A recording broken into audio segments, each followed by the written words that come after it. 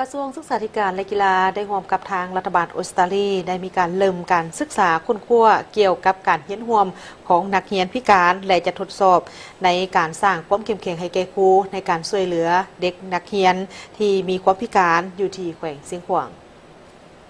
ในเมื่อวันที่ 17 สิงหาคม 2016 นี้กระทรวงศึกษาธิการและกีฬาได้มีการจัดกองประชุมแนะนำขั้นเริ่มต้นเพื่อนำเสนอการศึกษาค้นคว้าเกี่ยวกับการเรียนร่วมสำหรับคนพิการ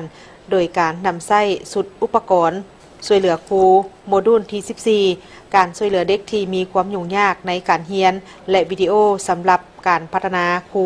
ตอนที่ 29โดยการสนับสนุนจากทางรัฐบาลออสเตรเลียผ่านแผนงานบีคัวโดยการเป็นประธานของทานปริญญาเอกลำพูนหลวงไซหัวหน้ากรมพัฒนาครูและการบริหารการศึกษาและทานนางบริบักกาแมคฮิวหัวหน้าแผนงานบีคัวมีผู้ต่างหน้าจากทางกรมพัฒนาครูและการบริหารการศึกษากรมสามัญศึกษาวิทยาลัยครูเป้าหมาย3แห่งคือหลวงน้ำทาข้างไขและสวรรณเขตมีผู้เชี่ยวชาญเวียกงานศึกษาและองค์การจัดตั้งคนพิการเข้าร่วมบรรดาผู้เข้าร่วมกองประชุมแม้นได้มีคำเห็นต่อกับวิธีการศึกษาค้นคว้าการปรึกษาหารือเกี่ยวกับเครื่องมือระยะเวลาและเพื่อตกลงเป็นเอกภาพกันเกี่ยวกับพลบทบาทและหน้าที่ของทุกภาคส่วนที่เกี่ยวข้องก่อนที่จะเริ่มต้นในการจัดตั้งปฏิบัติการศึกษาค้นคว้าดังกล่าวนี้แม้นจะดำเนินอยู่โรงเรียนประถมที่เมืองคูนของแขวงเสียงขวางในตลอดศกเรียน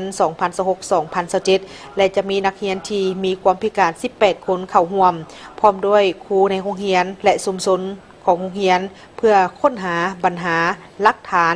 การดำเนินงานเกี่ยวกับวิธีการที่เฮ็ดได้ดีจากสุดอุปกรณ์ช่วยเหลือครูโมดูลที่ 14 ในสภาพแวดล้อมของเรียนตัวจริงและสิ่งที่ช่วยครู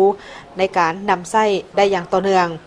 ปริญญาเอกลำพูนหลวงไซยังได้กล่าวตื่นอีกว่าการศึกษาค้นคว้านี่เป็นบาทเก้าที่สำคัญของการปรับเปลี่ยนเครื่องมือเพื่อการศึกษาการเรียนร่วมอันใหม่ให้กลายเป็นการสนับสนุนการเรียนในของเรียนแบบปฏิบัติได้ตัวจริงสำหรับครู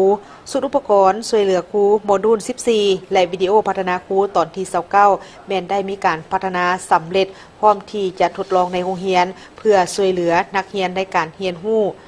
ในของเรียนการศึกษาค้นคว้าในครั้งนี้แม้นจะดำเนินอยู่ที่แขวงเสียงขวางและก็คาดว่าจะช่วยให้การเรียนรู้ถึงวิธีการใดที่แนะนำในเครื่องมือสามารถปฏิบัติตัวจริงในโรงเรียนและวิธีการใดที่จะต้องได้มีการปรับปรุงเติมเพื่อช่วยให้นักเรียนทุกคนนั้นสามารถเรียนรู้ได้ท่านนางเรเบคก้าแมคคิวหัวหน้าแผนงานบีคัวยังได้กล่าวตื่นอีกว่าหวังว่าจะได้เรียนรู้การศึกษาค้นคว้าการทดลองนำใช้เครื่องมือนี้ในแขวงเสียงขวางและจะมีประสบการณ์ที่บอกเล่าจากครูรวมไปถึงนักเรียนและครอบครัว